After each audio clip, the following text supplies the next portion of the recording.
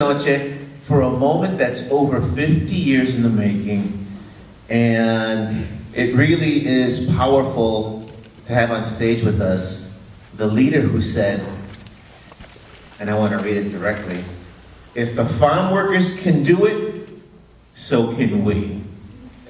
So, and I want to put this in context too, and I know we all have questions for Dolores, but I want to put this in context also. This is the tip of the pyramid. This was a very engaging, well-done film. There's two things you need to leave here with, because you've all been deputized. If this don't get you woke, I don't know what we got to do, okay? First and foremost, this is an introduction. This was fascinating. This is just the tip of the pyramid that you got to start digging for all your history. You got to start demanding it, and if you don't find it, you need to read up on it and spread it yourself, and you got to start telling tu tia, tu tío, your nietos, everyone about this film and getting them to it in one way, shape, or form. So we need to applaud the Houston Latino Film Festival for bringing it here, else you wouldn't be watching it.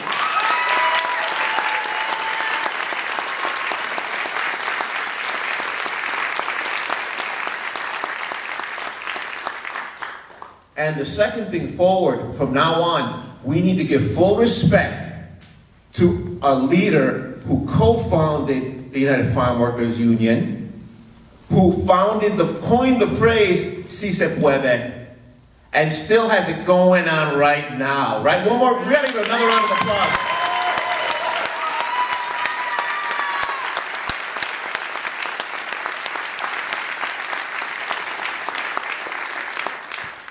And I would like to start with a question too. In the film, they talk about how when the union was started, it seems as if you didn't really imagine it would get as far as it was because your opponents were too rich, too powerful, and too racist. Can you tell us a little bit more about that? Well, those were actually Cesar's words. I thought, because as you saw in the film, it was during the 60s and all this stuff was going on, and you had this ambience that anything was possible and that we could really change the whole world. And so when Cesar invited me to his house that Sunday morning and said to me, we've got to start this union, and I thought he was kidding, you know? I started laughing, and he said, no, he said, I'm very, very serious. And he said, and I want you to join me to start the union. And then he said, because we were both young, we both know how to do this grassroots organizing. And then he said right after that, but we will never see a national union in our lifetime. And I said, why, Cesar? You know, we're both good organizers. He said, because the growers are too rich, too powerful, and too racist. And so he knew that we would not be able to do a national union. But actually, after we won in California, and as you saw in the film there, when we had 100,000 workers under contract, you know, we were really going full speed ahead with the grapes, with the lettuce, with the wine companies, with the citrus companies, the mushroom companies. We were just, you know, really, really organizing full speed ahead when the Teamsters came in. And actually, it was a conspiracy between Richard Nixon, the President of the United States. It was Alan Grant, the head of the Farm Bureau Federation, and the Teamsters Union, a guy named Frank Fitzsimmons. And it was a conspiracy, and this was proven in court, by the way. It was a conspiracy among those three leaders of our country to stop the union. And I really do believe, and when we think about what we're going through right now, that it was political. It was political because wherever we organized, we got people elected. You know, we did the work to get Bobby Kennedy elected. That was all of our people going door to door in Los Angeles and South Central. And in the different parts of the Central Valley, there was another fellow who was running for Congress in Oakland, Ron Dellums, African American. And we did the work in his area to get him elected. And so everywhere that we were getting good liberal people elected, and I think that's where it came from. You know, that's where it came from. Because they didn't want the Latino community to be organized and to be voting and to elect people to the Congress or to the presidency or to the state legislatures. Like today. I mean, we have the voter suppression like we have here in Texas, okay?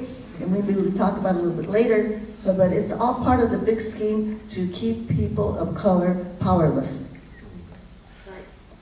Now, let me ask you this though, but even at the beginning though, so even though it sounds like Cesar Chavez was being cautious, you still had that animal, you still had that vision early on, like from the word go, that it could blossom into something.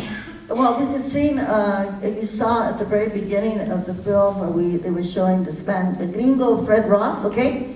The padrino, I call padrino of the Chicano movement, because he organized Cesar, he organized myself and many other Chicano leaders. And we had passed all of these laws in California. Big laws that we passed, you know, besides the one that they showed about taking away the requirement that you had to be a citizen to get the public assistance. We passed the laws that you could vote in the Spanish language, you could get your driver's license in your ethnic language. This is a big one. I guess I'll talk about Texas right now, okay? That we could actually go out and register voters door to door. Because before, back in the 1950s and early 60s, they had the law that you have in Texas that only people who get deputized could register voters. So it makes it very difficult for people to register to vote. So we were able to pass that law, and I lobbied all these laws through Sacramento that we could go door to door to register voters. So we were able to get a lot of people registered to vote. And now in California, you can register online.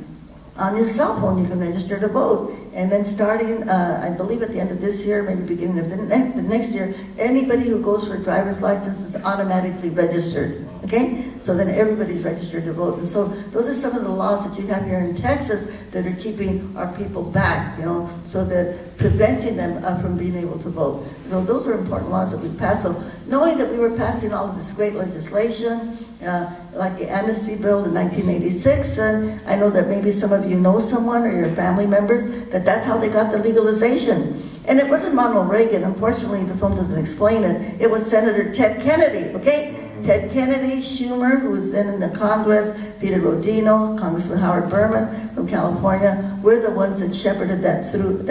I worked on that legislation in Washington, D.C. until we got that amnesty. So when you can see that we had the power to change these laws and to help millions of people, then yeah, we thought that we could organize the farm workers throughout the United States of America.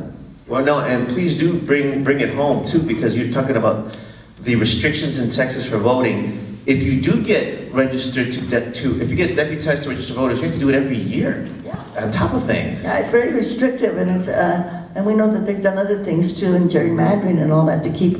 I'm going to give you a little example. And in the state of Virginia, you know, there's like 8% Latinos. 8%. The governor of Virginia, Terry McAuliffe, who's a Democrat, he was elected by the Latinos in Virginia because there were 63,000 Latinos that voted for the Democratic Party. The governor of Virginia was elected with 53,000 votes.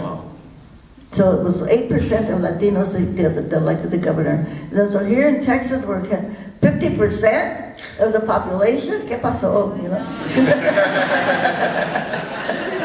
What's up with that? So we have a lot of work to do in Texas to change the voting laws. You know? Yeah. Well, I think we're reporting for duty, right? Yes. Eso. And by the way, I know in the old days, if you were on your phone when people were talking, it was rude. Nowadays, if you're not on your phone, it means we haven't said anything with posting or tweeting.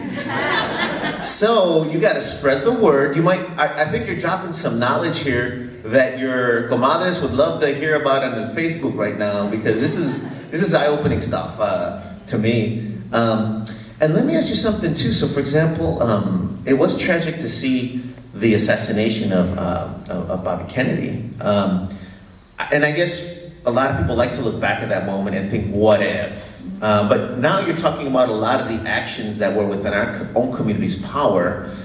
Did that change the course as much as some people say it did, or was it one of many different barriers? Well, I think that as the movie shows, and like Gloria Steinem says, it was the death of the future, and we know that it would have been a different country had Bobby Kennedy lived, and had he been the President of the United States of America. And You know, but like it also showed in the film, we had to keep on organizing, we had to keep on doing our work. We didn't have any other options.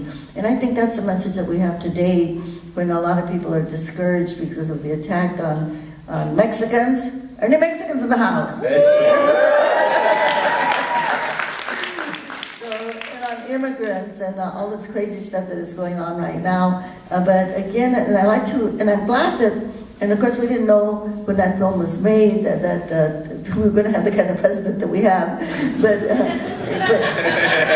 we saw that all of the stuff that was going on there, you know, with Nixon as president, Reagan as governor of California, all of the racist stuff that was going on then. They passed that, when Reagan was, they passed that Proposition 187, Pete Wilson, which was anti-immigrant, like the 1070 law in Arizona. But all of that organizing was going on with all of those different organizations. So a lot of them were just starting. And so we look back now and we say, hey, even with all of that oppression that was coming with a divided country, with the Vietnam War and all that, how much came out of that? Because all those organizations became strong organizations. You know, the women's movement, the green movement, you know, the environmental movement, the LGBT movement, you know, all of those women's movement, everybody, all of those organizations are really strong today to withstand what's happening with our current president. And so, como dicen en español, no hay nada mal que algo bien no sale, no? There's nothing so bad that something good doesn't come out of it. And I do believe, because of all of the people are getting engaged now and they realize that we've got to do something. You know, we just can't sit back and let all of this discrimination against our people happen. So I do believe that out of this, we're going to come out stronger, just like we did back then. You know, we came out, salimos más fuertes, we came out with strong, and I think exactly the same thing is going to happen now, because we are forced to engage. We are forced to participate. You know, we've got to resist and we've got to organize. We've got to vote, please. Register to vote. We've got to vote. We've got to become citizens. And I think, especially the Latino community, I think we're going to come out a lot stronger.